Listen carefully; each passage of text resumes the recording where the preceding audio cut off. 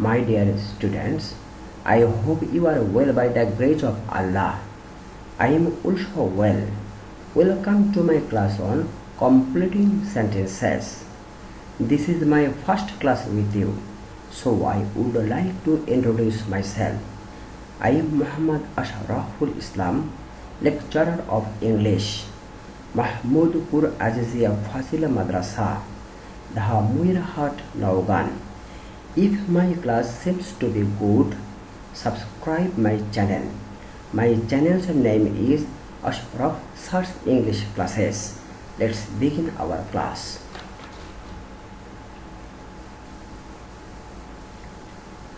Completing sentences. Understanding the topic.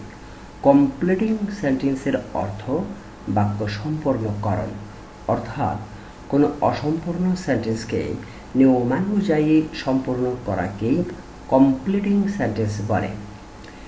ইংলিশে গ্রামারের এই পাঠটি একটা গুরুত্বপূর্ণ অনুশীলন। একটি ইনকমপ্লিট সেন্টেন্সকে নানাভাবে সমাপ্ত করা যায়, কিন্তু ইংরেজি বাক্যের গঠন সংক্রান্ত যাবতীয় নিয়ম সম্পর্কে স্বচ্ছ ধারণা না থাকলে এই কাজটি করা মুশকিল। কোনো বাক্যের শূন্যস্থান একটি ওয়ার্ড, ফ্রেজ বা অনেক ক্ষেত্রে একটি ক্লোজ দ্বারা পূরণ করতে হয়। ফলে বাক্যের pattern, number, gender, person, phrase, close এবং টেন্স সম্পর্কে স্বচ্ছ ধারণা থাকা জরুরি। সর্বোপরি কমপ্লিটিং সেন্টেন্স সম্পর্কিত প্রচলিত রুলগুলোর বেশি বেশি অনুশীলনে গ্রামার আইটেমে ভালো ফলাফল নিশ্চিত করতে পারে। লক্ষ্য করো, আমি যে অংশটুকু তোমাদের পড়ে শোনালাম তা থেকে তোমরা নিশ্চয় এটুকু বুঝতে পারছো যে কমপ্লিটিং সেন্টেন্সে দক্ষতা অর্জন করতে হলে তোমাদের অবশ্যই বাক্যের pattern, number, gender, person, phrase, close, tense এবং কমপ্লিটিং সেন্টেন্স সম্পর্কিত রুলগুলো ভালোভাবে আয়ত্ত করতে হবে।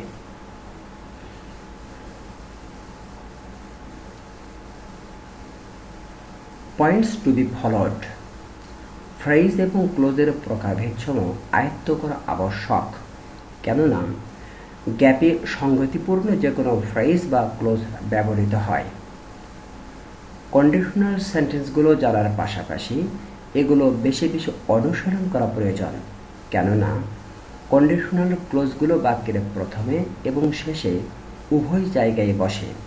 আবার এগুলো টেন্সগত ভিন্নতা রয়েছে, যা সেন্টেন্স কমপ্লিটিং এ সমস্যা সৃষ্টি করতে পারে।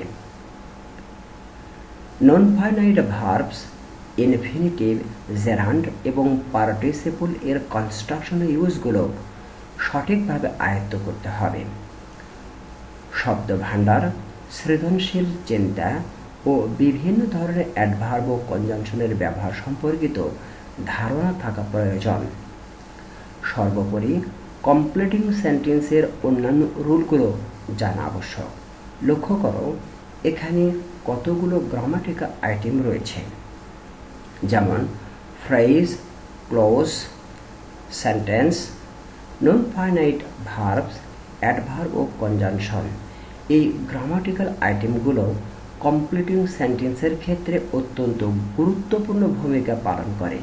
তাই এই গ্রামাটিক্যাল আইটেমগুলো অত্যন্ত গুরুত্ব সহকারে তোমাদের শিখতে হবে, যা আমি পরবর্তীতে ধারাবাহিকভাবে এগুলো ব্যাখ্যা করার চেষ্টা করব।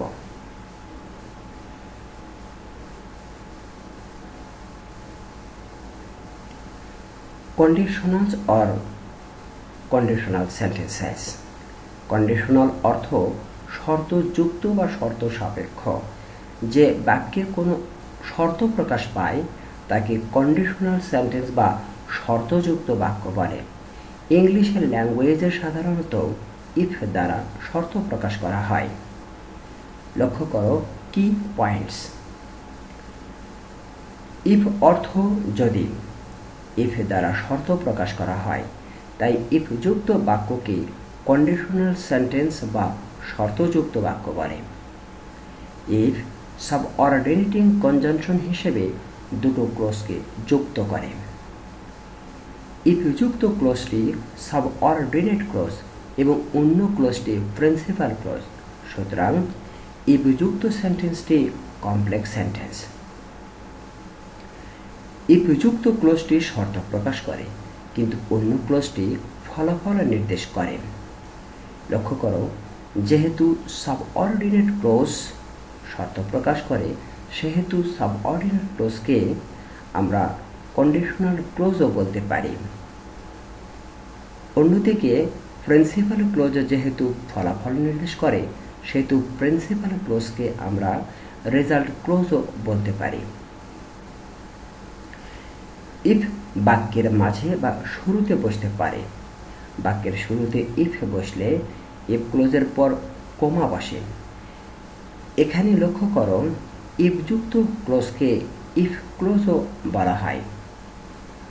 উভয় ক্লোজের টেন্স পরস্পরের উপরে নির্ভর করে, অর্থাৎ প্রিন্সিপাল ক্লোজের টেন্স অনুসারে সাবঅর্ডিনেট ক্লোজের টেন্স নির্ধারিত হয়, আবার সাবঅর্ডিনেট ক্লোজের টেন্স অনুসারে প্রিন্সিপাল ক্লোজেরও টেন্স নির্ধারিত হয়।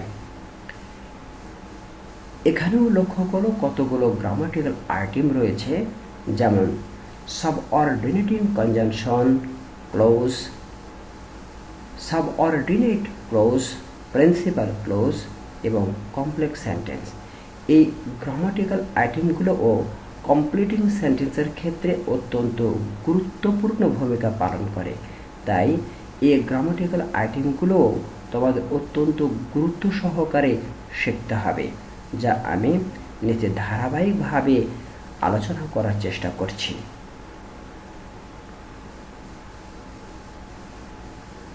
Clause.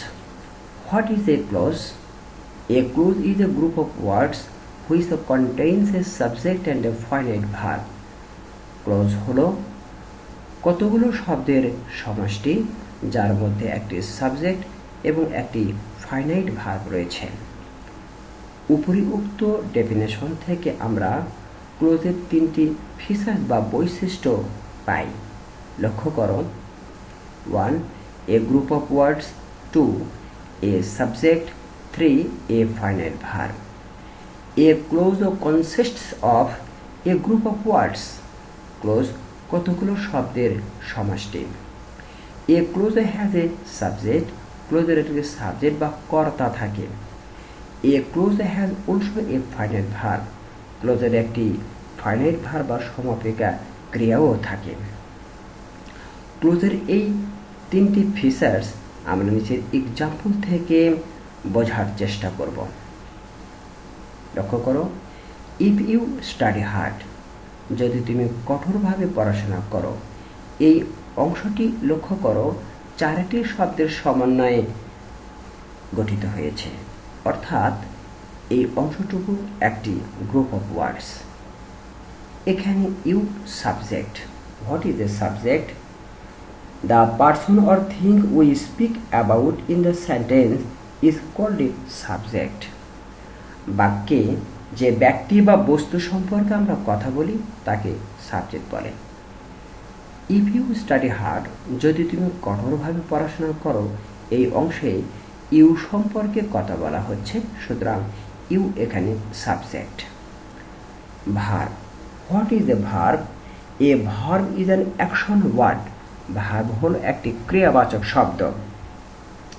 আমরা অন্যভাবেও ভার্বের ডেফিনেশন দিতে পারি। লক্ষ্য করো, a verb is a word which refers to being, having or doing something. Verb হলো এমন একটা শব্দ যা হওয়া, থাকা অথবা কোনো কিছু করা বোঝায়। যেমন স্টাডি বলতে পড়াশোনা করাকে বোঝাচ্ছে, সুতরাং স্টাডি হলো একটা ভার্ব। তাহলে এই অংশের মধ্যে আমরা ইফ ইউ স্টাডি হার্ড একটি গ্রুপ অফ ওয়ার্ডস পেলাম। ইউ সাবজেক্ট এবং স্টাডি ভার্ব, সুতরাং এই অংশটুকু হলো একটি ক্লজ। পরবর্তী অংশ লক্ষ্য করো, you can make a good result, তুমি ভালো ফলাফল করতে পারবে। এই অংশটুকু ইউ সম্পর্কে বলা হচ্ছে, সুতরাং ইউ এখানে সাবজেক্ট। ক্যান মেক করতে পারে, মেকের দ্বারা করা কাজ বোঝাচ্ছে, সুতরাং মেক হলো ভার্ব। এবং you can make a good result, এই অংশটুকু 6টি শব্দের সমন্বয়ে গঠিত একটি শব্দ সমষ্টি।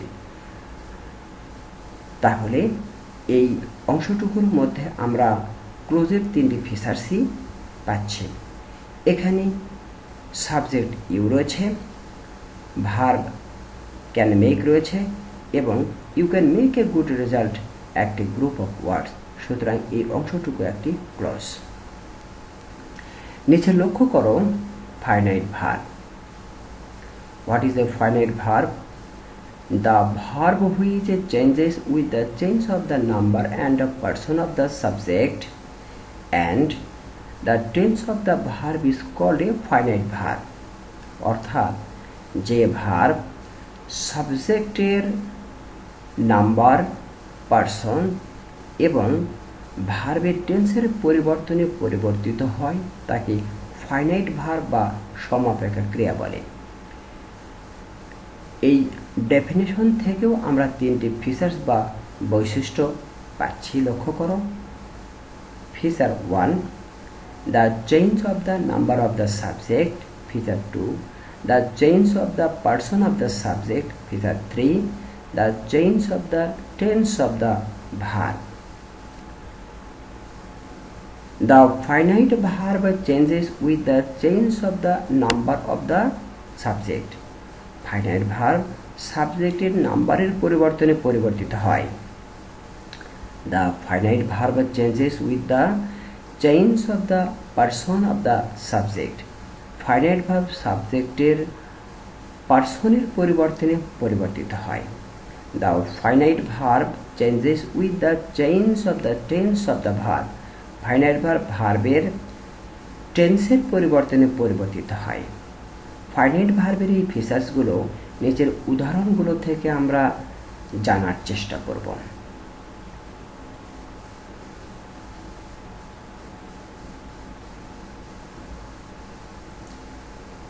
লক্ষ্য করো, আই ওয়ান্ট টু বাই এ বুক। আমি একটি বই কিনতে চাই। এই সেন্টেন্সটি প্রেজেন্ট ইনডেফিনিট টেন্সে রয়েছে। এখানে I subject first person, want ভার্বের প্রেজেন্ট ফর্ম এবং টু বাই ইনফিনিটিভ। আমরা যদি সাবজেক্ট ফার্স্ট পারসনকে পরিবর্তন করে থার্ড পারসন হি গ্রহণ করি তাহলে কি পরিবর্তন হয় লক্ষ্য করো। হি ওয়ান্টস টু বাই এ বুক, সে একটি বই কিনতে চায়। আমরা যখন সাবজেক্ট ফার্স্ট পারসন চেঞ্জ করে থার্ড পারসন গ্রহণ করেছি তখন লক্ষ্য করো ওয়ান্ট পরিবর্তনে ওয়ান্টস হয়েছে, কিন্তু বাই ভার্বের কোনো পরিবর্তন হয়নি। আবার লক্ষ্য করো, he third person singular number, এটাকে যদি প্লুরাল নাম্বার করে দে গ্রহণ করি তাহলে কি পরিবর্তন হয় লক্ষ্য করো। দে ওয়ান্ট টু বাই এ বুক, তারা একটি বই কিনতে চায়। এখানে সাবজেক্টে যখন নাম্বার পরিবর্তন করা হলো তখন ওয়ান্টস ভার্ব পরিবর্তনে ওয়ান্ট হয়েছে, কিন্তু এক্ষেত্রে বাই ভার্বের কোনো পরিবর্তন হয়নি। আবার লক্ষ্য করো, আই ওয়ান্ট টু বাই এ বুক, আমি একটা বই কিনতে চাই। এই সেন্টেন্সটি প্রেজেন্ট ইনডেফিনিট টেন্সে রয়েছে। আমরা যদি এই টেন্সকে কনভার্ট করে পাস্ট ইনডেফিনিট টেন্সে লিখি তাহলে কি হয় দেখো, আই ওয়ান্টেড টু বাই এ বুক, আমি একটা বই কিনতে চেয়েছিলাম। আমরা যখন ভার্বের টেন্স চেঞ্জ করলাম তখন ওয়ান্ট ভার্ব পরিবর্তনে ওয়ান্টেড হয়েছে, কিন্তু এক্ষেত্রে বাই ভার্বের কোনো পরিবর্তন হয়নি। তাহলে এখান থেকে আমরা ফাইনাইট ভার্ব এবং নন ফাইনাইট ভার্বের ডেফিনিশন দিতে পারি। লক্ষ্য করো, যে ভার্ব সাবজেক্টের পার্সন নাম্বার এবং ভার্বের টেন্সের পরিবর্তনে পরিবর্তিত হয় তাকে ফাইনাইট বা সমাপিকা ক্রিয়া বলে। আর যে ভার্ব সাবজেক্টের পার্সন নাম্বার এবং ভার্বের টেন্স পরিবর্তনেও পরিবর্তিত হয় না তাকে নন ফাইনাইট ভার্ব বলে। এখান থেকে আমরা নন ফাইনাইট ভার্বের ডেফিনিশন দিতে পারি। লক্ষ্য করো, the verb which does not change with the change of the number and person of the subject and the tense of the verb is called a non-finite verb. অর্থাৎ যে verb সাবজেক্টের number, person এবং ভার্বের টেন্সের পরিবর্তনেও পরিবর্তিত হয় না তাকে নন ফাইনাইট ভার্ব বা অসমাপেক্ষা ক্রিয়া বলে। উপরের উদাহরণ লক্ষ্য করো। এখানে সাবজেক্ট ইউ সেকেন্ড পার্সনে রয়েছে, এটাকে যদি আমরা পরিবর্তন করে থার্ড পার্সন হি লিখি তাহলে স্টাডি ভার্ব পরিবর্তন হয়ে স্টাডিজ হবে। আবার লক্ষ্য করো, আমরা যদি থার্ড পার্সন সিঙ্গুলার নাম্বারকে পরিবর্তন করে আমরা প্লুরাল নাম্বার গ্রহণ করি তাহলে স্টাডিজ পরিবর্তন হয়ে স্টাডি হবে। এবার আমরা ভার্বের টেন্স পরিবর্তন করে দেখতে চাই। আমরা যদি ভার্বের টেন্স পরিবর্তন করি তাহলে স্টাডিড হবে। অর্থাৎ এই স্টাডি ভার্বটা সাবজেক্টের পার্সন, নাম্বার এবং ভার্বের টেন্স পরিবর্তনের সাথে সাথে পরিবর্তিত হচ্ছে। সুতরাং এই ভার্বটি হলো ফাইনাইট ভার্ব। আমরা পরবর্তী উদাহরণ লক্ষ্য করি। পরবর্তী অংশে রয়েছে you can make a good result. এখানে লক্ষ্য করো, ক্যান মেক, ক্যান হলো একটি মোডাল। এখানে ভালোভাবে লক্ষ্য করো, মোডাল সাবজেক্টের পার্সন বা নাম্বারের পরিবর্তনে পরিবর্তিত হয় না। এখানে আমরা শুধু টেন্স পরিবর্তন করে দেখাতে পারবো।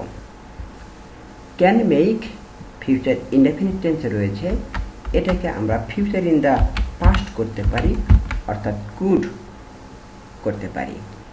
তাহলে দেখা যাচ্ছে যে ক্যান মেক থেকে পরিবর্তন হয়ে টেন্স পরিবর্তনে কুড মেক হয়েছে, অর্থাৎ এটাই ফাইনাইট ভার্ব। এবার অন্য প্রসঙ্গে আসা যাক। Types of clause. তিন ধরনের ক্লজ রয়েছে, লক্ষ্য করো। 1. Principal or main or independent clause, অর্থাৎ প্রধান বা স্বাধীন বাক্যাংশ। 2 number subordinate or helping or dependent clause, অর্থাৎ অপ্রধান বা সাহায্যকারী বা নির্ভরশীল বাক্যাংশ। 3.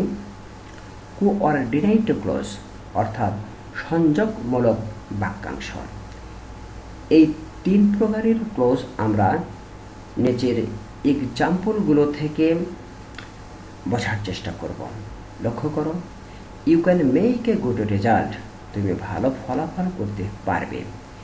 এই অংশটুকু যদি আমরা কাউকে বলি তাহলে সে আমাদের মনের ভাব সম্পূর্ণরূপে বুঝতে পারবে, অর্থাৎ সে আমাদের কাছে আর প্রশ্ন করে কিছু জানতে চাইবে না। এই অংশটুকু হলো principal clause. What is a principal clause?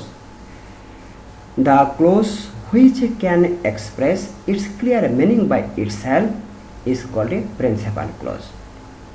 যে ক্লজ নিজে নিজে এর অর্থ প্রকাশ করতে পারে তাকে প্রিন্সিপাল ক্লজ বলে। To express its clear meaning, it does not depend on the subordinate clause. এর পরিষ্কার অর্থ প্রকাশ করার জন্য এটা subordinate clause-এর উপর নির্ভর করে না। It can stand alone as a complete sentence. এটা পরিপূর্ণ বাক্য হিসাবে স্বাধীনভাবে বসতে পারে বা অবস্থান করতে পারে। অর্থাৎ এই সেন্টেন্স থেকে যদি আমরা you can make a good result আলাদা করে লিখি তাহলে এটা একটি পরিপূর্ণ বাক্য হিসাবে অবস্থান করতে পারবে। এখানে আরেকটি বিষয় পরিষ্কার করা দরকার, সেন্টেন্স কাকে বলে? What is a sentence? A word or a group of words having a clear meaning in a given context is called a sentence. যে শব্দ বা শব্দ সমষ্টি কোনো একটি প্রসঙ্গে পরিষ্কার অর্থ প্রকাশ করে তাকে সেন্টেন্স বলে। লক্ষ্য করো, you can make a good result, তুমি ভালো ফলাফল করতে পারবে। এই শব্দ সমষ্টি লক্ষ্য করো, গুড রেজাল্ট ভালো ফলাফল প্রসঙ্গে একটি পরিষ্কার অর্থ প্রকাশ করছে, সুতরাং এটা সেন্টেন্স। পরের অংশ লক্ষ্য করো, ইফ ইউ স্টাডি হার্ড, যদি তুমি কঠোরভাবে পড়াশোনা করো। এই অংশটুকু যদি আমরা কাউকে বলি তাহলে সে আমাদের মনের ভাব পূর্ণরূপে বুঝতে পারবে না, অর্থাৎ আমাদের কাছে আরও কিছু জানার জন্য প্রশ্ন করবে। এই অংশটুকুই হলো subordinate clause. What is a subordinate clause? The clause which cannot express its clear meaning by itself is called a subordinate clause. যে ক্লোজ নিজে নিজে এর অর্থ প্রকাশ করতে পারে না তাকে সাবঅর্ডিনেট ক্লজ বলে। To express its clear meaning, it depends on the principal clause. এর পরিষ্কার অর্থ প্রকাশ করার জন্য এটা প্রিন্সিপাল ক্লজের উপরে নির্ভর করে। It can not stand alone as a complete sentence. এটা পূর্ণাঙ্গ বাক্য হিসাবে স্বাধীনভাবে বসতে পারে না। অর্থাৎ ইফ ইউ স্টাডি হার্ড এই অংশটুকুকে যদি সেন্টেন্স থেকে আমরা আলাদা করে কোথাও লিখি তাহলে এই অংশটুকু পরিষ্কার অর্থ প্রকাশ করতে পারবে না, অর্থাৎ সেন্টেন্স হবে না। কারণ সেন্টেন্সের যে বৈশিষ্ট্য রয়েছে মূল ভাব সম্পূর্ণরূপে প্রকাশ করা, এই অংশ তা পারবে না। সুতরাং এটা সেন্টেন্স নয়, এটা শুধুমাত্র সাবঅর্ডিনেট ক্লজ। একটা জিনিস লক্ষ্য করো, সাবঅর্ডিনেট ক্লজ সেন্টেন্স নয় কিন্তু ক্লজ, আর প্রিন্সিপাল ক্লজও এবং একটি সেন্টেন্সও।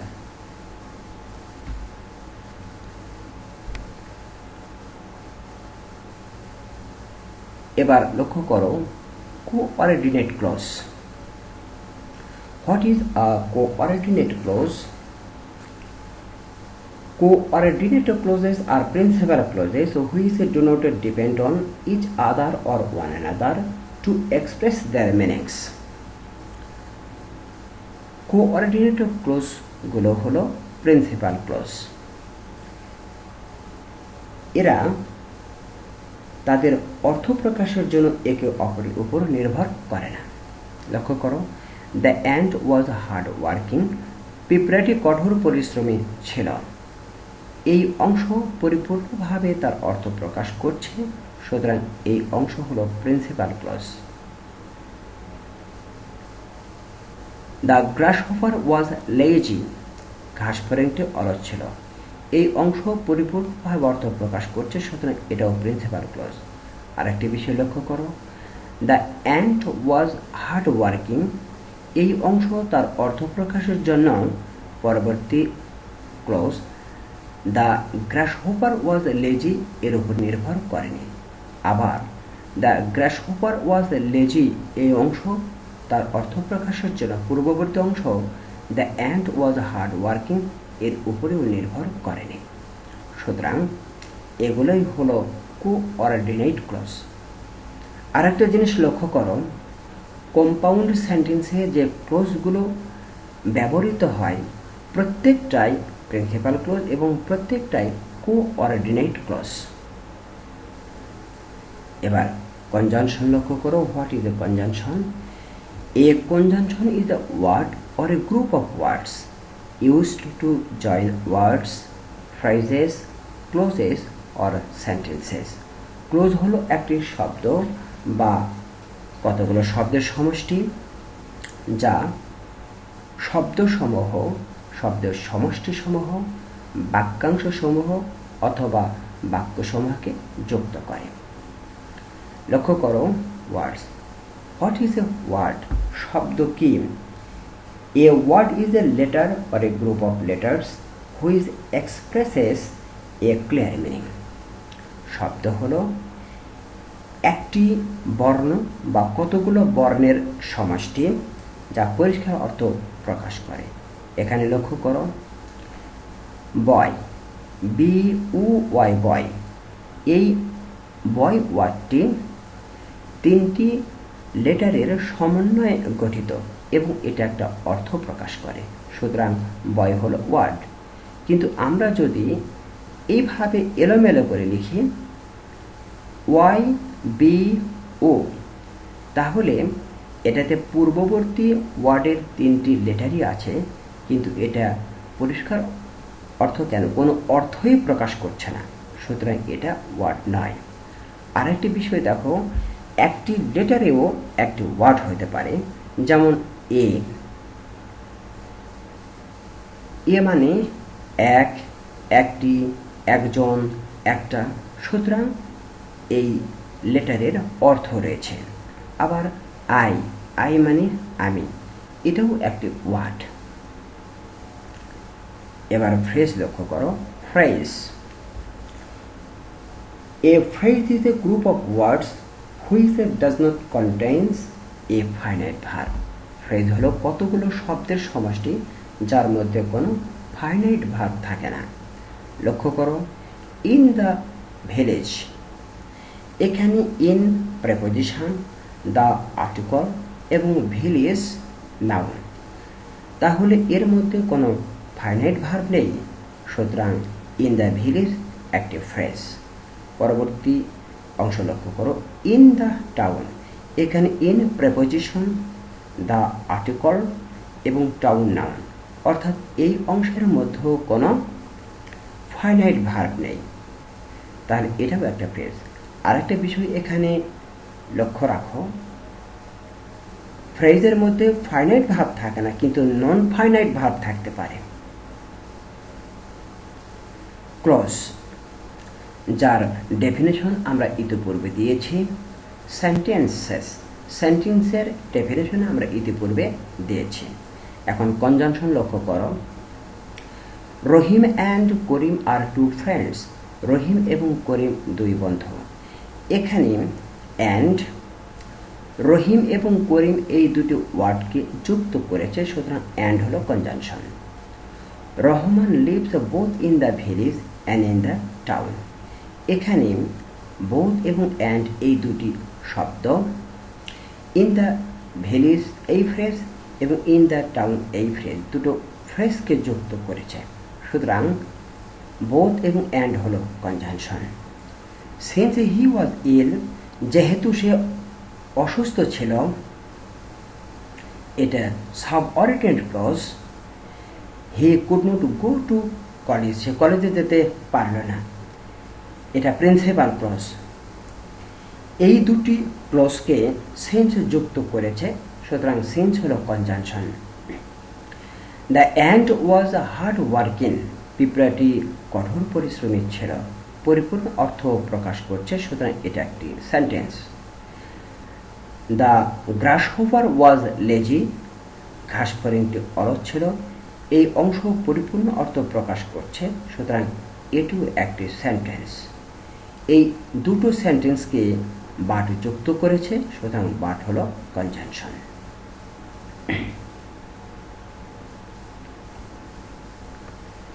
টাইপস অফ কনজাংশন, 3 ধরনের কনজাংশন রয়েছে। 1. সাবঅর্ডিনেটিং কনজাংশন, এই কনজাংশনগুলো আমরা কমপ্লেক্স সেন্টেন্সে ইউজ করি। 2. কোঅর্ডিনেটিং কনজাংশন, এই কনজাংশনগুলোকে আমরা কম্পাউন্ড সেন্টেন্সে ইউজ করি। 3. কোরিলেটিভ কনজাংশন, এই কনজাংশনগুলোকে আমরা কমপ্লেক্স অ্যান্ড কম্পাউন্ড উভয় সেন্টেন্সে ইউজ করি। সাবঅর্ডিনেটিং কনজাংশন কাকে বলে? What is A subordinating conjunction? লক্ষ্য করো, the conjunction which joins the subordinate clause with the principal clause is called a subordinating conjunction. যে কনজাংশন সাবঅর্ডিনেট ক্লজকে প্রিন্সিপাল ক্লজের সাথে যুক্ত করে তাকে সাবঅর্ডিনেটিং কনজাংশন বলে। সিন্স হি ওয়াজ ইল, যেহেতু সে অসুস্থ ছিল, এটা subordinate clause. He couldn't go to college, সে কলেজে যেতে পারল না, এটা প্রিন্সিপাল ক্লজ। এখানে সেন্স এই সাবঅর্ডিনেট ক্লোজকে প্রিন্সিপাল ক্লোজের সাথে যুক্ত করেছে বলে সেন্স হলো সাবঅর্ডিনেটিং কনজাংশন। এবার লক্ষ্য করো coordinating conjunction. What is A coordinating conjunction? The conjunction which joins two or more words, phrases or clauses of equal rank is called a coordinating conjunction. যে কনজাংশন সমজাতীয় দুই বা ততোধিক শব্দের সমষ্টি বা বাক্যাংশকে যুক্ত করে তাকে কোঅর্ডিনেটিং কনজাংশন বলে। লক্ষ্য করো, Rahim and Karim are two brothers. এখানে অ্যান্ড, রহিম এবং করিম এই দুটো নাউনকে অর্থাৎ সমজাতীয় পার্ট অফ স্পিচকে যুক্ত করেছে। সুতরাং অ্যান্ড হলো coordinating conjunction. Rahman lives both in the village and in the town. এই সেন্টেন্সে ইন দ্য ভিলেজ এই ফ্রেজ এবং ইন দ্য টাউন এই ফ্রেজ, এই সমজাতীয় ফ্রেজকে বোথ এবং অ্যান্ডে যুক্ত করেছে। সুতরাং বোথ এবং অ্যান্ড হলো coordinating conjunction. The ant was hard working. পিঁপড়াটি কঠোর পরিশ্রমী ছিল। এটা একটা principal clause. The grasshopper was lazy. ঘাস পরিণটি অলস ছিল। এটাও একটা প্রিন্সিপাল ক্লজ। এই সমজাতীয় ক্লজকে বাটে যুক্ত করেছে। সুতরাং বাট হলো কোঅর্ডিনেটিং কনজাংশন। এবার লক্ষ্য করো correlative conjunction. What is a correlative conjunction? There are some conjunction that go in pairs. কিছু কিছু কনজাংশন রয়েছে যারা জোড়ায় জোড়ায় বসেন। They are called correlative conjunctions. এগুলোকে কোরিলেটিভ কনজাংশন বলা হয়। লক্ষ্য করো এখানে বোথ এবং অ্যান্ড এটা জোড়া হিসাবে বসেছে। সুতরাং এটাই হলো correlative conjunction. Types of subordinating clause. লক্ষ্য করো ক্লোজের শ্রেণীবিভাগ আমরা ইতিপূর্বে উল্লেখ করেছি। তারপরে আমি বলছি ক্লোজ হলো তিন প্রকারের। One principal clause, two subordinate clause, three coordinate clause. এই ক্লোজগুলোর মধ্যে এখানে আমি সাবঅর্ডিনেট ক্লোজ নিয়ে আলোচনা করতে চাচ্ছি। সাবঅর্ডিনেট ক্লোজ তিন প্রকারের। Noun or nominal clause. The noun clause does the work of a noun. Noun clause নাউনের কাজ করে। Adjective or relative clause. The adjective clause does the work of an adjective. Adjective clause অ্যাডজেক্টিভের কাজ করে। Adverb or adverbial clause. The adverb clause does the work of an adverb. Adverbial clause অ্যাডভার্বের কাজ করে। আমি এখানে ভার্ব অর অ্যাডভার্বিয়াল ক্লোজ নিয়ে আলোচনা করতে চাচ্ছি। অ্যাডভার্ব ক্লোজ অ্যাডভার্বের কাজ করে। What does a adverb do? একটা অ্যাডভার্ব কি কাজ করে? An adverb modifies A verb or an adjective or an another adverb. Adverb verb, adjective অথবা অন্য একটি অ্যাডভার্বকে মডিফাই করে। এই অ্যাডভার্বের কাজ যদি কোনো ক্লোজ করে তাহলে সেটাই হলো অ্যাডভার্ব অর অ্যাডভার্বিয়াল ক্লোজ। এখানে লক্ষ্য করো, if you came to my house, যদি তুমি আমার বাড়িতে আসো, I will go out with you, আমি তোমার সাথে বাইরে যাব। এখানে if you come to my house, যদি তুমি আমার বাড়িতে আসো, এই সাবঅর্ডিনেট ক্লোজ দ্বারা শর্ত প্রকাশ পাচ্ছে। সুতরাং এটা হলো adverb clause of condition. Since he was ill, যেহেতু সে অসুস্থ, এটা subordinate clause. He could not go to college, কলেজে যেতে পারলো না, প্রিন্সিপাল ক্লোজ। এখানে লক্ষ্য করো সিন্স হি ওয়াজ ইল, যেহেতু সে অসুস্থ ছিল, এই কারণে সে সে কলেজে যেতে পারেনি। অর্থাৎ কলেজে না যাওয়ার কারণ হলো হি ওয়াজ ইল, সে অসুস্থ ছিল। কাজেই সিন্স হি ওয়াজ ইল দ্বারা কারণ প্রকাশ পাচ্ছে, তাই এটা হলো অ্যাডভার্ব অর অ্যাডভার্বের clause of reason. When the thief saw the police, যখন চোরটি পুলিশকে দেখল, হি র্যান অ্যাওয়ে, সে দৌড়ে পালালো। চোর যখন পুলিশকে দেখলো তখন পালিয়ে গেল, অর্থাৎ এখানে সময় বোঝাচ্ছে, তাই এই অংশটুকু হলো adverb clause of time. Adverb close যেরকম অর্থ প্রকাশ করে সেরকম নামকরণ হয়ে থাকে। অ্যাডভার্বিয়াল ক্লোজ বিভিন্ন প্রকারের রয়েছে, যা আমরা পরে কোনো ক্লাসে আলোচনা করব। এবার আসা যাক complex sentence. What is the complex sentence? A complex sentence has one principal clause and at least one subordinate clause or more subordinate clauses joined by subordinating conjunction or relative pronoun or relative adverb. Complex সেন্টেন্সে একটি মাত্র principal clause থাকে এবং কম করে একটি subordinate clause থাকে, অথবা একাধিক সাবঅর্ডিনেট ক্লজও থাকতে পারে, এবং উক্ত ক্লজগুলো সাবঅর্ডিনেটিং কনজাংশন অথবা রিলেটিভ প্রোনাউন অথবা রিলেটিভ অ্যাডভার্ব দ্বারা যুক্ত থাকে। কমপ্লেক্স সেন্টেন্সেরও তিনটি ফিচার্স বা বৈশিষ্ট্য আমরা পাই। লক্ষ্য করো। 1. A complex sentence has only one principal clause. Complex সেন্টেন্সে শুধুমাত্র একটি প্রিন্সিপাল ক্লজ থাকে। এখানে একটি গুরুত্বপূর্ণ বিষয় মনে রেখো, কমপ্লেক্স সেন্টেন্সে কখনো একাধিক প্রিন্সিপাল ক্লজ থাকে না, তবে এক বা একাধিক সাবঅর্ডিনেট ক্লজ থাকতে পারে। 2 number, a complex sentence has at least one subordinate clause or more subordinate clauses. Complex সেন্টেন্সে কমপক্ষে একটি সাবঅর্ডিনেট ক্লজ অথবা একাধিক সাবঅর্ডিনেট ক্লজ থাকতে পারে। The clauses are joined by subordinating conjunction or a relative pronoun or a relative adverb. ক্লজগুলো subordinating conjunction অথবা relative pronoun অথবা রিলেটিভ অ্যাডভার্ব দ্বারা যুক্ত থাকে। কমপ্লেক্স সেন্টেন্সের এই তিনটি ফিচার্স আমরা নিচের এক্সাম্পল থেকে জানার চেষ্টা করব।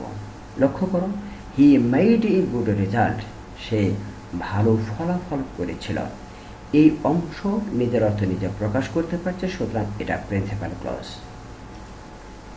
হি learned his lessons attentively, as he learned his lessons attentively, যেহেতু সে মনোযোগ সহকারে তার পাঠসমূহ শিখেছিল। পরিষ্কার অর্থ প্রকাশ করতে পারছে না, সুতরাং এটা সাবঅর্ডিনেট ক্লজ। আরেকটি বিষয় লক্ষ্য করো, এই সাবঅর্ডিনেট ক্লজকে এই প্রিন্সিপাল ক্লজের সাথে অ্যাজ এ কনজাংশন যুক্ত করেছে, সুতরাং অ্যাজ হলো সাবঅর্ডিনেটিং কনজাংশন। তাহলে এই সেন্টেন্সের মধ্যে আমরা কমপ্লেক্স সেন্টেন্সের তিনটি ফিচার্সে পেয়ে গেলাম। এর মধ্যে একটি প্রিন্সিপাল ক্লজ রয়েছে, অর্থাৎ 1 নম্বর বৈশিষ্ট্যকে সাপোর্ট করে। এর মধ্যে একটি সাবঅর্ডিনেটিং কনজাংশন আছে, অর্থাৎ 3 নম্বরের সাবঅর্ডিনেটিং কনজাংশন এই পয়েন্টকে সাপোর্ট করে, এবং একটি সাবঅর্ডিনেট ক্লজ রয়েছে, অর্থাৎ 2 নম্বর পয়েন্টকে সাপোর্ট করে। তাই আমরা বলতে পারি হি made a good result as he learned his lesson attentively. এই সেন্টেন্সটি নিঃসন্দেহে একটি কমপ্লেক্স সেন্টেন্স। এবার অন্য প্রসঙ্গে আসা যাক, kinds of conditional sentences. There are mainly 2 types of conditionals. প্রধানত 2 প্রকারের কন্ডিশনাল রয়েছে। 1. The real conditional and 2. The unreal conditional. Real conditional আমরা আবার 3 ভাগে ভাগ করতে পারি। The Real condition is of 3 kinds. 1. The present real conditional or the zero conditional. 2. The future real conditional or the past conditional. And 3. The past real conditional. Unreal কন্ডিশনালকে আবার আমরা 2 ভাগে ভাগ করতে পারি। লক্ষ্য করো, 1. The present or future unreal conditional or the second conditional. 2. The past unreal conditional or the third conditional. তাহলে আমরা বলতে পারি সাধারণত কন্ডিশনাল 5 প্রকার। তবে আরেক প্রকারের কন্ডিশনাল রয়েছে যেটা হলো মিক্সড কন্ডিশনাল। এই মিক্সড কন্ডিশনাল এই 5 প্রকারের কন্ডিশনালের গঠনের সমন্বয়ে গঠিত, যেটা নিয়ে পরে আলোচনা করা যাবে।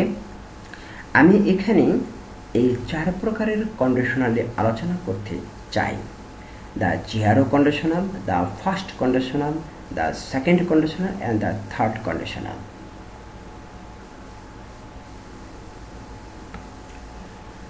1. Zero conditional. Zero conditional a conjunction if এর উভয় পাশেই present indefinite tense হবে। Structure: if plus conditional clause in the present indefinite plus main clause in the present indefinite, অর্থাৎ সাবঅর্ডিনেট ক্লোজের টেন্স হবে প্রেজেন্ট ইনডেফিনিট এবং প্রিন্সিপাল ক্লোজের tense হবে present indefinite tense.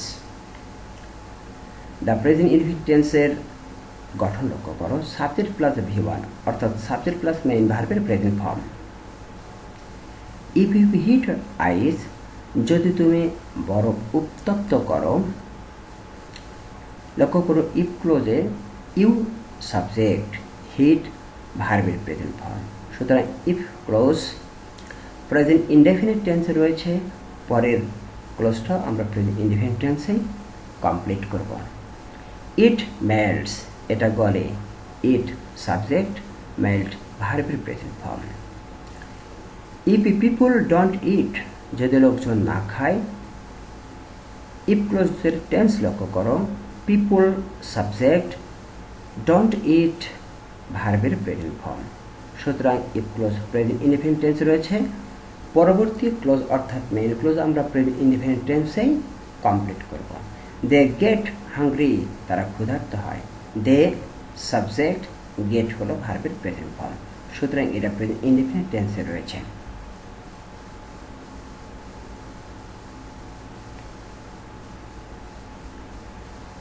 2. First conditional. If যুক্ত ক্লোজটি অর্থাৎ সাবঅর্ডিনেট ক্লোজটি প্রেজেন্ট ইনডেফিনিট টেন্সে হলে অপর ক্লোজটি অর্থাৎ প্রিন্সিপাল ক্লোজটি বা মেইন ক্লোজটি ফিউচার ইনডেফিনিট টেন্স হবে। স্ট্রাকচার লক্ষ্য করো, if plus conditional clause in the present indefinite plus main close in the future indefinite or imperative form. The present indefinite টেন্সের গঠন আমরা জিরো কন্ডিশনের মধ্যে আলোচনা করেছি। সুতরাং এখানে দ্য ফিউচার ইনডেফিনিট এবং ইম্পারেটিভের ফর্মের গঠন দেখো। ফিউচার ইনডেফিনিট টেন্সের গঠন সাবজেক্ট প্লাস শ্যাল অথবা উইল অথবা ক্যান অথবা মে প্লাস ভার্ব। একটি জিনিস এখানে লক্ষ্য করো, সাধারণতভাবে অনেকেই জানে ফিউচার ইনডেফিনিট টেন্সের গঠন শ্যাল বা উইল, কিন্তু আসলে এই 4টি হলো ফিউচার ইনডেফিনিট টেন্সের অক্সিলারি ভার্ব। অনেক সময় ক্যান এবং মেকে অনেকেই এড়িয়ে যায়। দ্য ইম্পারেটিভ সেন্টেন্সের গঠন লক্ষ্য করো, V1 অর্থাৎ মূল ভার্বের প্রেজেন্ট ফর্ম দিয়ে ইম্পারেটিভ সেন্টেন্স শুরু হবে। আরেকটি কথা মনে রেখো, এই মূল ভার্বের প্রেজেন্ট ফর্মের আগে adverb please, kindly, always, do not, never, don't এই অ্যাডভার্বগুলো থাকতে পারে। এক্সাম্পল লক্ষ্য করো, ইফ ইউ স্টাডি হার্ড, যদি তুমি কঠোরভাবে পড়াশোনা করো। ইফ যুক্ত ক্লোজের টেন্স লক্ষ্য করে, ইউ সাবজেক্ট, ইউ সাবজেক্ট এবং স্টাডি হলো ভার্বের প্রেজেন্ট ভার্ব। সুতরাং ইফযুক্ত ক্লজটা প্রেজেন্ট ইনডিফিনিট টেন্সে রয়েছে, তাই আমরা পরবর্তী ক্লোজ অর্থাৎ প্রিন্সিপাল ক্লোজ আমরা ফিউচার ইনডেফিনিট টেন্সে কমপ্লিট করব। You can make a good result, তুমি ভালো ফলাফল করতে পারবে। এখানে ইউ হলো সাবজেক্ট, ক্যান হলো অক্সিলারি ভার্ব এবং মেক হলো ভার্বের প্রেজেন্ট ফর্ম। সুতরাং এই অংশটুকু আমরা ফিউচার ইনডেফিনিট টেন্সে কমপ্লিট করেছি। রিড অ্যাটেন্টিভলি, মনোযোগ সহকারে পড়ো। লক্ষ্য করো, রিড অর্থাৎ ভার্বের প্রেজেন্ট ফর্ম দিয়ে বাক্য শুরু হয়েছে, এটি ইম্পারেটিভ ফর্ম। তাই আমরা ইফ ক্লোজ অবশ্যই প্রেজেন্ট ইনডিফিনিট টেন্সে কমপ্লিট করব। ইউ ওয়ান্ট টু পাস, যদি তুমি কৃতকার্য হতে চাও। এখানে ইফ ক্লোজের টেন্স লক্ষ্য করে, ইউ সাবজেক্ট, ওয়ান্ট ভার্বের প্রেজেন্ট ফর্ম, সুতরাং এটা প্রেজেন্ট ইনডেফিনিট টেন্সে রয়েছে।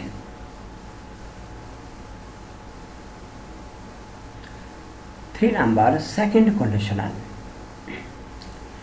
ইফযুক্ত ক্লোজটি অর্থাৎ সাবঅর্ডিনেট ক্লোজটি পাস্ট ইনডিফিনিট টেন্স হলে অপর ক্লোজটি অর্থাৎ প্রিন্সিপাল বা মেইন ক্লোজটি ফিউচার ইন দ্য পাস্ট হবে।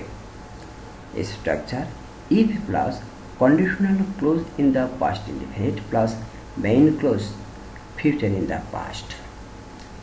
একটা জিনিস এখানে লক্ষ্য করো, আমরা অধিকাংশ বইগুলোতে দেখি সেকেন্ড কন্ডিশনাল গঠন এভাবে লেখা রয়েছে, subject plus past indefinite tense plus past conditional. আসলে কন্ডিশনাল তো মেইন ক্লোজ নয়, কন্ডিশনাল ক্লোজ হলো ইফ ক্লোজ। তাহলে কেন আমরা মেইন ক্লোজে পাস্ট কন্ডিশনাল এ কথাটুকু লিখতে যাব? সেটা লেখা আসলে উচিত নয়।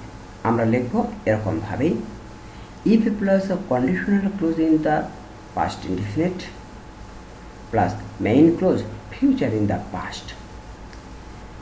পাস্ট ইনডিফিনিট টেন্সের গঠন লক্ষ্য করো, সাবজেক্ট প্লাস V2 অর্থাৎ সাবজেক্ট প্লাস মেইন ভার্বের পাস্ট ফর্ম।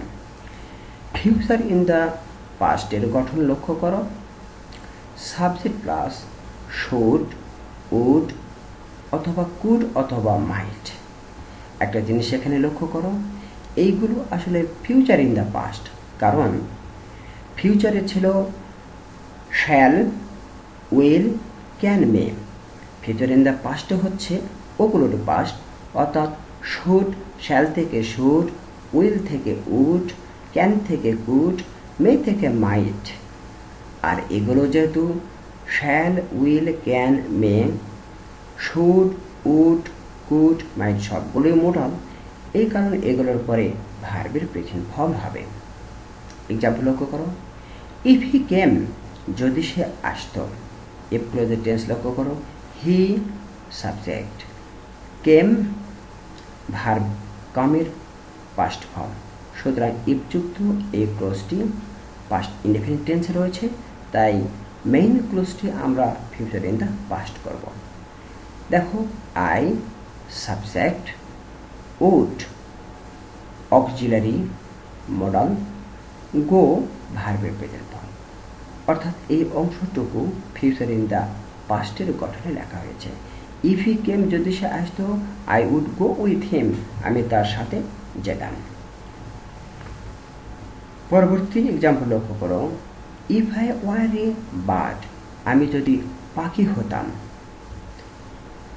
ইফ ক্লোজের টেন্স লক্ষ্য করো, আই সাবজেক্ট এবং ওয়ার হলো বি ভার্বের পাস্ট ফর্ম। এই অংশটুকু পাস্ট ইনডেফিনিট টেন্সে রয়েছে, আই সাবজেক্ট, ওয়ার ভার্বের পাস্ট ফর্ম, পাস্ট ইনডেফিনিট। তাই আমরা মেইন ক্লোজে ফিউচার ইন দ্য পাস্ট ব্যবহার করব। আই সাবজেক্ট, উড ভার্বের অক্সিলারি ভার্ব, ফ্লাই ভার্বের প্রেজেন্ট ফর্ম। অর্থাৎ এটা ফিউচার ইন দ্য পাস্টের গঠনে লেখা হয়েছে। If I were a bird, আমি যদি পাখি হতাম, I would fly in the sky, আমি আকাশে উড়তাম।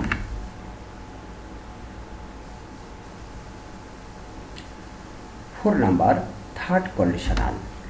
ইফ যুক্ত ক্লজটি অর্থাৎ প্রিন্সিপাল সাবঅর্ডিনেট ক্লজটি পাস্ট পারফেক্ট টেন্স হলে অপর ক্লজটি অর্থাৎ প্রিন্সিপাল বা মেইন ক্লজটি ফিউচার ইন দ্য পারফেক্ট হবে। Structure: if a plus conditional clause in the past perfect plus main clause future in the perfect. এখানে লক্ষ্য করো, আমাদের অধিকাংশ গ্রামার বইগুলোতে লেখা রয়েছে if plus past perfect plus perfect conditional. আসলে পারফেক্ট কন্ডিশনাল আমরা মেইন ক্লোজে লিখতে পারবো না, কারণ মেইন ক্লোজটা হলো রেজাল্ট ক্লোজ। আমরা লিখব এভাবে, if a plus conditional clause in the past perfect and a main clause future in the perfect.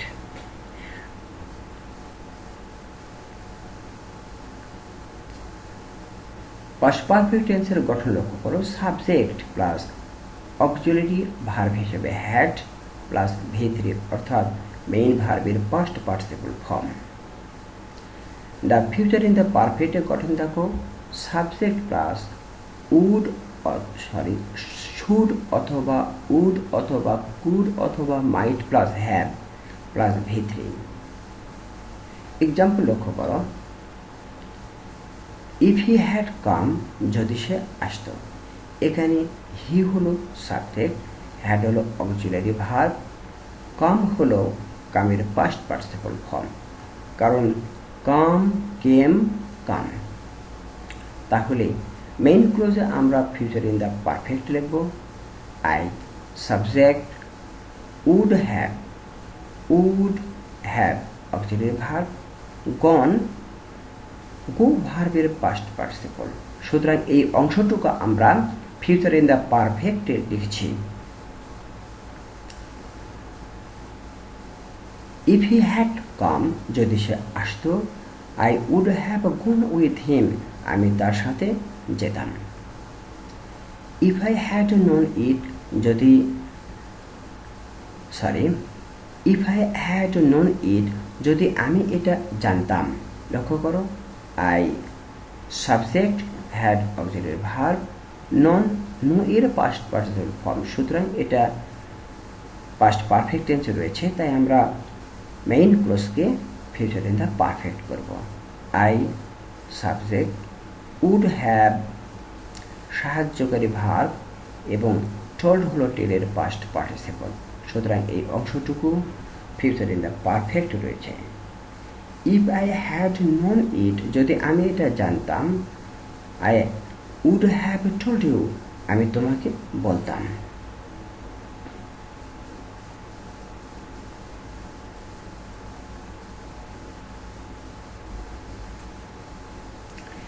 If অর্থে ওয়ার বা হ্যাডের ব্যবহার। অনেক সময় ওয়ার এবং হ্যাড স্টেট ভার্ব হিসাবে সাবজেক্টের পূর্বে বসে ইফের অর্থে কন্ডিশনাল ক্লোজ অর্থাৎ পাস্ট ইনডিফিনিটের অর্থ প্রকাশ করে থাকে। সেক্ষেত্রে পরবর্তী ক্লোজের স্ট্রাকচারটি সেকেন্ড কন্ডিশনালের মতো হয়। এক্সাম্পল লক্ষ্য করো, ওয়ার আই এ বার্ড আমি যদি পাখি হতাম। এখানে আই হলো সাবজেক্ট এবং ওয়ার হলো বি ভার্বের পাস্ট ফর্ম, অর্থাৎ এই অংশটুকু পাস্ট ইনডিফিনিট টেন্স রয়েছে, তাই পরবর্তী অংশ অর্থাৎ মেইন ক্লোজকে আমরা ফিউচার ইন দ্য পাস্টে লিখব। I subject would auxiliary verb এবং ফ্লাই হলো ভার্বের প্রেজেন্ট ফর্ম, সুতরাং এটা ফিউচার ইন দ্য পাস্টে লেখা হয়েছে। ওয়ার আই এ বার্ড আমি যদি পাখি হতাম, I would fly in the sky আমি আকাশে উড়তাম। Had I a lot of money আমার যদি প্রচুর টাকা থাকতো। আই হলো সাবজেক্ট, হ্যাড হলো হ্যাভ বা হ্যাজের পাস্ট ফর্ম, সুতরাং এটা পাস্ট ইনডেফিনিট টেন্স রয়েছে। আমরা পরবর্তী ক্লোজ অর্থাৎ প্রিন্সিপাল ক্লোজ আমরা ফিউচার ইন দ্য পাস্টে লিখব। আই সাবজেক্ট উড সাহায্যকারী ভার্ব এবং হেল্প হলো ভার্বের প্রেজেন্ট ফর্ম, সুতরাং এই অংশ ফিউচার ইন দ্য পাস্টে রয়েছে। হ্যাড আই লট অফ মানে আমার যদি প্রচুর টাকা থাকতো I would help the poor, আমি গরিবদের সাহায্য করতাম। কিন্তু অক্সিলারি ভার্ব হিসেবে হ্যাড যদি সাবজেক্টে পূর্বে বসে ইফের অর্থে কন্ডিশনাল ক্লোজ অর্থাৎ পাস্ট পারফেক্ট টেন্সের অর্থ প্রকাশ করে থাকে, সেক্ষেত্রে পরবর্তী ক্লোজের স্ট্রাকচারটি থার্ড কন্ডিশনালের মতো হয়। এক্সাম্পল লক্ষ্য করো, হ্যাড আই বিন রিচ, আমি যদি ধনী হতাম। এখানে একটি গুরুত্বপূর্ণ জিনিস লক্ষ্য করো, উপরে দেখো ওয়ার এবং হ্যাড এগুলোর পরে আর কোনো ভার্ব ব্যবহার করা হয়নি, তাই ওয়ার এবং হ্যাড এখানে প্রিন্সিপাল ভার্ব। একটা জিনিস লক্ষ্য করো, বি ভার্ব মোট 8টি, এর মধ্যে 5টি আমাদের বেশি ব্যবহার হয়, সেই 5টির কথা আমি বলছি। অ্যাম, ইজ, আর, ওয়াজ, ওয়ার, এই 5টি ভার্ব যদি একা একা বসে অর্থাৎ এর পরে যদি আর কোনো ভার্ব না থাকে, তাহলে এই বি ভার্বগুলো মেইন ভার্বের কাজ করবে। Had, have, has, have, has এবং হ্যাড, এই হ্যাভ ভার্বগুলোর পরেও যদি কোনো আমরা ভার্ব খুঁজে না পাই, তাহলে হ্যাভ, হ্যাজ, হ্যাড এই হ্যাভ ভার্বগুলো মেইন ভার্বের কাজ করে। কিন্তু এখানে লক্ষ্য করো, হ্যাডের পরে কিন্তু বি ভার্বের পাস্ট পার্টিসিপল ফর্ম এখানে বিন রয়েছে, তাহলে হ্যাড এখানে auxiliary verb. Had I been rich, আমি যদি ধনী হতাম। I subject, had auxiliary verb, been হলো বি এর পাস্ট পার্টিসিপল ফর্ম। সুতরাং এই অংশটুকু পাস্ট পারফেক্ট টেন্সে রয়েছে, তাই আমরা পরবর্তী অংশ ফিউচার ইন দ্য পারফেক্টে লিখব। I subject would have auxiliary verb helped, help ভার্বের পাস্ট পার্টিসিপল ফর্ম। সুতরাং এই অংশটুকু ফিউচার ইন দ্য পারফেক্টে লেখা হয়েছে। হ্যাড আই বিন রিচ, আমি যদি ধনী হতাম। I would have helped the poor, আমি গরিবদের সাহায্য করতাম। Had I been the prime minister, আমি যদি প্রধানমন্ত্রী হতাম। এখানেও টেন্স লক্ষ্য করো, I subject, had auxiliary verb এবং বিন হলো বি এর পাস্ট পার্টিসিপল। সুতরাং পরে আমরা ফিউচার ইন দ্য পারফেক্ট লিখব। I subject, would have auxiliary verb এবং রিমুভড, রিমুভের পাস্ট পার্টিসিপল ফর্ম। সুতরাং এই অংশটুকু ফিউচার ইন দ্য পারফেক্টে লেখা হয়েছে। Had I been the prime minister, আমি যদি প্রধানমন্ত্রী হতাম। I would have removed illiteracy from my country, আমি আমার দেশ থেকে নিরক্ষরতা দূর করতাম। Thank you to all.